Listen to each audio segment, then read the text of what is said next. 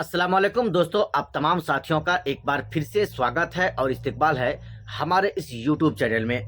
दोस्तों, आज दिल्ली में मतगणना ख़त्म हो चुका है, शांतिपूर्ण तरीके से ख़त्म हुआ और आम आदमी पार्टी को ज़बरदस्त जिसमें हार का सामना करना पड़ा और भारतीय जनता पार्टी 48 सीटों के साथ फुल बहुमत के साथ दिल्ली में वो 26 साल के बाद अपनी सरकार बनाने जा रही है। दोस्तों, इस वीडियो में हम आपको दो बड़ी चीज़ों को बताने वाला हूं जो आज हुआ है। सबसे पहले मैं आपको बताऊंगा इस वीडियो में कि एमआईएम पार्टी के दोनों उम्मीदवार कितने कितने वोट लाए और कितने हजार वोटों के अंतराल से वो चुनाव हारे। दूसरी में हम आपको बताएंगे कि 17 ऐसी सीटें हैं जहां पर कांग्रेस पार्टी ने आम आदमी पार्टी को हराने में एक अहम रोल निभाया, एक अहम भूमिका निभाया।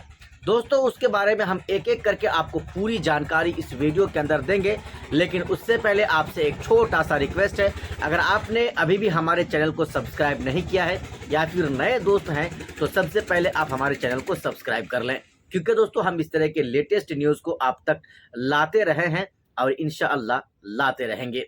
दोस्तों, सबसे पहले आइए हम आपको बताते हैं मुस्तफाबाद विधानसभा के बारे में, जहां पर ऑल इंडिया मजलिस इत्तेहादुल मुस्लिमीन ने दिल्ली में हुए 2000 दंगे के आरोपी हाजी ताहिर हुसैन को अपना उम्मीदवार बनाया और हाजी ताहिर हुसैन ने ज़बरदस्त तरीके से वहां पर चुनाव लड़ा। उनके कार्यकर्ताओं ने वहां पर चुनाव प्रचार किया, जिसकी बदौलत आम आदमी पार्टी को करारा जवाब हाजी ताहिर हुसैन ने मुस्तफाबाद विधानसभा में दिया।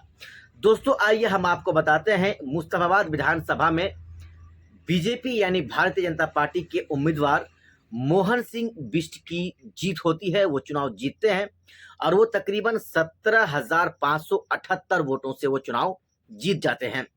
दूसरे नंबर पर दोस्तों ये आदिल अहमद खान है जो आम आदमी पार्टी के उम्मीदवार हैं। वो 17,578 वोटों से चुनाव हारते हैं और जो ताहिर हुसैन है जो एमआईएम पार्टी के उम्मीदवार हैं वो वहां पर वोट लाते हैं 33,474। यानी कि अगर एआईएमआईएम पार्टी हाजी ताहिर हुसैन को यहां पर उम्मीदवार ना बनाता या ना बनाई होती तो यहां से आम आदमी पार्टी का उम्मीदवार चुनाव जीत जाते। दोस्तों, वहीं दूसरी में हम आपको बताएंगे एमआईएम पार्टी के दूसरे उम्मीदवार हैं, वो हैं ओखला विधानसभा से शिफाउर रहमान साहब।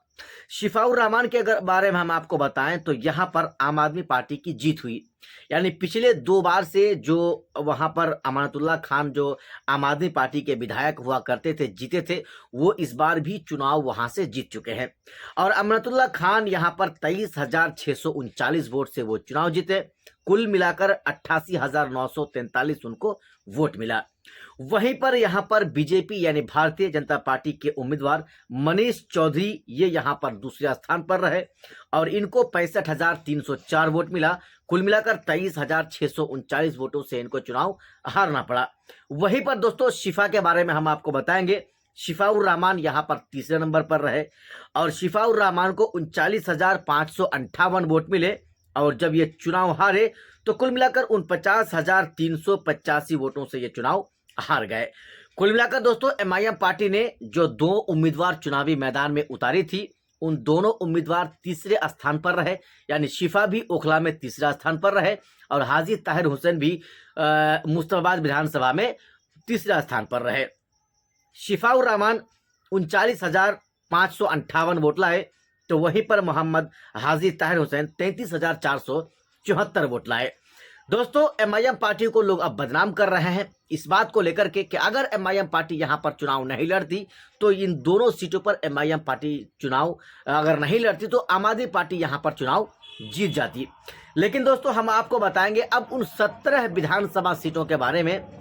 अगर ओवैसी को आप इन दोनों सीटों की वजह से बदनाम कर रहे हैं तो आइए अब हम आपको उन 17 विधानसभा सीट के बारे में बताएंगे और आपको दिखाएंगे जहां पर आम आदमी पार्टी कम वोटों के अंतराल से चुनाव हार गई और भारतीय जनता पार्टी चुनाव वहां पर जीत गई। और बीजेपी को जिताने में अहम रोल अगर किसी का होता है या एक महत्वपूर्ण भूमिका अगर किसी ने निभाया है तो वो कांग्रेस पार्टी ने निभाया है। सबसे पहले हम आपको बताते हैं ये भारतीय जनता पार्टी, ये पंकज कुमार साहब हैं, पंकज कुमार सिंह साहब हैं। ये भारतीय जनता पार्टी के ये जो है उम्मीदवार होते हैं और इनको कामयाबी मिलती है एक 8100 65 वोटों से। और आम आदमी पार्टी यहाँ पर चुनाव हारती है 81-65 वोट से, 8165 वोट से। और जो इंडियन नेशनल कांग्रेस पार्टी है, इनको यहाँ पर वोट मिल जाता है 6358 वोट से। यानी यहाँ पर अगर इंडियन नेशनल कांग्रेस पार्टी चुनाव नहीं लड़ती तो यहाँ से चुनाव जो है आम आदमी पार्टी चुनाव जीत जाती। अब हम आपको बताते हैं त्रिलोकपुरी विधानसभा से, यहाँ पर 58,217 वोट लाकर बीजेपी यानी 392 वोट से चुनाव जीत जाता है। जीतने वाला होता है रविकांत साहब, जो बीजेपी के उम्मीदवार होते हैं। और आम आदमी पार्टी की जो उम्मीदवार यहाँ पर होती है वो अंजना पर्चा साहब होती हैं, और ये साहिबा होती हैं। 392 वोट से ये यहाँ पर चुनाव हार जाती हैं। लेकिन इंडियन नेशनल कांग्रेस पार्टी या के उम्मीदवार यहाँ पर अमरदीप होता है, जिनको तकरीबन 6200 वोट मिलता है। महज 392 यानी 8 वोट कम 400 वोटों से चुनाव हारती है अंजना पर्चा साहिबा। और वहीं पर लगभग 6200 वोट वहां पर आम आदमी इंडियन नेशनल कांग्रेस पार्टी के उम्मीदवार अमरदीप लाते हैं। यानी यहां पर भी अगर चुनाव कांग्रेस पार्टी नहीं लड़ती तो यहां पर आम आदमी पार्टी की धमाकेदार जीत होती। वहीं दोस्तों तिमारपुर विधानसभा के बारे में आपको बताते हैं। तिमारपुर विधानसभा में अगर हम आपको बताते हैं तो यहां पर बीजेपी चुनाव जीत गई 1168 वोटों से। और यहां पर आम आदमी पार्टी के उम्मीदवार जो हैं वो सुरेंद्र पाल सिंह होते हैं, और वो यहां पर चुनाव हारते हैं 1168 वोट से। लेकिन कांग्रेस पार्टी के उम्मीदवार को यहां पर कुल मिलाकर वोट मिलता है लोकेंद्र कल्याण सिंह, इनको लगभग 8400 वोट मिलता है। 1100 वोट से चुनाव हारते हैं और 8400 वोट यहां पर इंडियन नेशनल कांग्रेस पार्टी को मिलता है। अगर नेशनल कांग्रेस पार्टी यहां पर उम्मीदवार नहीं उतारती तो यहां पर आम आदमी पार्टी का धमाकेदार उनको जीत होती। अब जो है संगम बिहार कॉन्स्टिट्यूंसी से अगर हम बताएं आपको विधानसभा से, तो यहां पर बीजेपी चुनाव जीतती है महज 344 वोटों से। आप सोच सकते हैं विधानसभा का चुनाव है और 344 वोट से वो चुनाव जीतते हैं, और आम आदमी पार्टी यहां पर 344 वोट से चुनाव हार जाती है। और जो नेशनल कांग्रेस पार्टी यानी कांग्रेस पार्टी के जो उम्मीदवार है हर्ष चौधरी साहब, इनको यहां पर तकरीबन 16,000 वोट मिलता है। आप सोच सकते हैं इस बात को, महज 350 वोट से ये चुनाव हारते हैं। और कांग्रेस पार्टी के उम्मीदवार को यहां पर 15,863 वोट मिलता है। तो यहां पर भी अगर कांग्रेस पार्टी चुनाव नहीं लड़ती तो आम आदमी पार्टी को यहां पर भी धमाकेदार जीत होती। अब दोस्तों हम आपको बताते हैं मुनका विधानसभा के बारे में। मुनका विधानसभा पर हम आपको बताएं तो बीजेपी का यहां पर चुनाव जीत हुई 10,550 वोटों से, और आम आदमी पार्टी को यहां पर चुनाव हार का सामना करना पड़ा 10,550 वोट से। वहीं पर इंडियन नेशनल कांग्रेस पार्टी को यहां पर चुनाव मिलता है 10,290 वोट। यानी यहां पर भी कड़ा मुकाबला होता है। अब हम आपको बताते हैं दोस्तों, ये है नगलोई जाट विधानसभा। यहां पर में अगर हम आपको बताएं तो 26,251 वोटों से बीजेपी को जीत होती है। 26,251 वोटों से यहां पर जो है वो आम आदमी पार्टी के उम्मीदवार चुनाव हारते हैं। लेकिन यहां पर कांग्रेस पार्टी के जो उम्मीदवार होता है इनको 32,028 वोट मिलता है। यानी 26,000 से चुनाव हारता है और कांग्रेस पार्टी को 32,028 वोट मिलता है। अब हम आपको बताते हैं दोस्तों राजेंद्र नगर, दिल्ली के राजेंद्र नगर विधानसभा के बारे में। राजेंद्र नगर अगर विधानसभा के बारे में हम आपको बताएं तो यहां पर बीजेपी को चुनाव जीत होती है 1231 वोट से। उमंग बजाज साहब चुनावी मैदान में होते हैं, और आम आदमी पार्टी को 1231 वोट से चुनाव हार का सामना करना पड़ता है। और यहां पर जो है विनीत यादव जो कांग्रेस पार्टी के उम्मीदवार होते हैं, इनको यहां से 4,015 वोट मिलता है। यानी पे कि अगर यहां पर कांग्रेस अपना उम्मीदवार नहीं उतारती तो यहां पर भी आम आदमी पार्टी को जबरदस्त जो है चुनाव जीत का सामना उनको करना पड़ता है या चुनाव जीत जाते।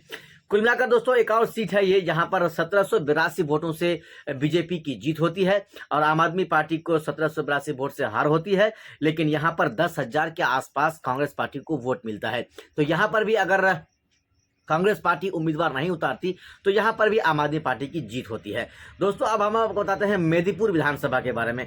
यहां पर बीजेपी को 10,000 लगभग 10,900 वोट के आसपास से उनको जीत होती है।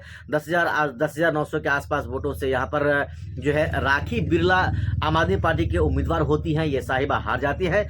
यहां पर 18,000 वोट कांग्रेस पार्टी को मिलता है। दोस्तों आप सोच सकते हैं, अब मुस्तफाबाद विधानसभा के बारे में तो आप देख ही लिए कि एमआईएम पार्टी की वजह से यहाँ पर जो है कांग्रेस आम आदमी पार्टी चुनाव हारी। अब देख लीजिए, हम आपको बताते हैं बादली विधानसभा के बारे में। बादली में 15,163 वोट से बीजेपी चुनाव जीती और 15,163 वोट से आम आदमी पार्टी चुनाव हारी। और यहाँ पर जो है देवेंद्र यादव जो कांग्रेस पार्टी के उम्मीदवार होते हैं, इनको 41,000 वोट मिल चुका है होता है, यानी कि महज 2 सीटों पर ओवैसी चुनाव लड़ते हैं। और चुनाव लड़ने के बाद लोग कहते हैं, बदनाम करते हैं ओवैसी बीजेपी की बी टीम है, ओवैसी ने यहां से बीजेपी को जिता दिया। लेकिन अब जो मैं आपको ये आंकड़े बता रहा हूं, ये आंकड़े को सुनकर आप क्या बताएंगे कि भाई बीजेपी को किसने जिताया?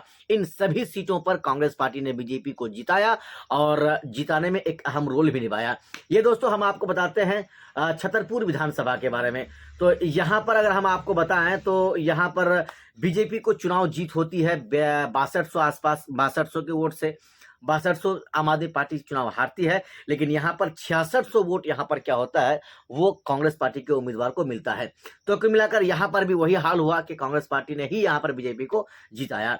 अब ये दोस्तों ग्रेटर कैलाश ये विधानसभा है और यहाँ से जो है शिखा रॉय भारतीय जनता पार्टी की उम्मीदवार होती हैं। इनको 3188 वोटों से चुनाव जीत होती है और यहाँ पर जो है आम आदमी पार्टी के उम्मीदवार चुनाव हार जाते हैं। अब हम आपको बताते हैं, ये है मालवीय नगर विधानसभा। मालवीय नगर विधानसभा में भारतीय जनता पार्टी को 2100 वोटों से चुनाव जीत होती है और आम आदमी पार्टी को 2131 वोटों से चुनाव हार का सामना होता है। लेकिन यहाँ पर जो है कांग्रेस पार्टी के उम्मीदवार को 7000 के आसपास वोट मिलता है। तो कुल मिलाकर इस विधानसभा में भी अगर कांग्रेस पार्टी अगर चुनाव नहीं लड़ती तो यहाँ पर भी जो है आम आदमी पार्टी चुनाव जीत जाती है। अब दोस्तों ये हम आपको बताते हैं, इसके बारे में हमने आपको बता ही दिया। अब ये है दोस्तों जंगपुरा विधानसभा के बारे में। जंगपुरा विधानसभा के बारे में अगर आप सुनेंगे तो आप हैरान हो जाएंगे। जो यहाँ पर जो आम आदमी पार्टी के मनीष सिसोदिया उम्मीदवार होते हैं, उनको 675 वोट से हार का सामना करना पड़ता है। लेकिन कांग्रेस पार्टी के जो उम्मीदवार होते हैं यहाँ पर फरहाद सूरी, इनको 7350 वोट मिलता है। तो कहीं ना कहीं यहाँ पर अगर कांग्रेस पार्टी अपना उम्मीदवार नहीं उतारती तो भाई जाहिर सी बात है कि मनीष सिसोदिया चुनाव जीत जाते हैं। अब लास्ट में हम आपको बताते हैं, यह है न्यू दिल्ली विधानसभा जहां से अरविंद केजरीवाल चुनाव लड़ रहे थे। अरविंद केजरीवाल चुनाव 4089 वोट से हार जाते हैं और 4089 वोट से बीजेपी के उम्मीदवार वहां पर जो है परवेश साहिब सिंह वो चुनाव जीत जाते हैं और वहीं पर लगभग 4600 जो है वोट वहां पर कांग्रेस पार्टी के उम्मीदवार लाते हैं। तो कुल मिलाकर दोस्तों सारी चीजों का निचोड़ अगर आप देखेंगे तो सिर्फ क्या ओवैसी ने महज 2 विधानसभा सीटों पर चुनाव लड़ा तो ओवैसी बीजेपी का बी टीम हो गई। तो इन 17 के 17 विधानसभा सीटों में जिसमें आम आदमी पार्टी को हराया कांग्रेस पार्टी ने और बीजेपी को जिताया कांग्रेस पार्टी ने, तो आप जो है आप कांग्रेस पार्टी को क्या नाम देंगे? क्या कांग्रेस पार्टी को आप बीजेपी की बी टीम नहीं कहेंगे? वाकई में अगर देखेंगे तो दिल्ली में अगर आम आदमी पार्टी को किसी ने हराया तो वो जो है कांग्रेस पार्टी ने हराया और कांग्रेस पार्टी ही वहां बीजेपी की बी टीम साबित हुई। बाकी दोस्तों हमने आपको पूरी जानकारी एक एक करके बता दिया। बाकी आपको क्या लगा, कैसा लगा हमारी ये खबर, हमें आप कमेंट करके हमारे इस वीडियो के नीचे आप जरूर बताएं।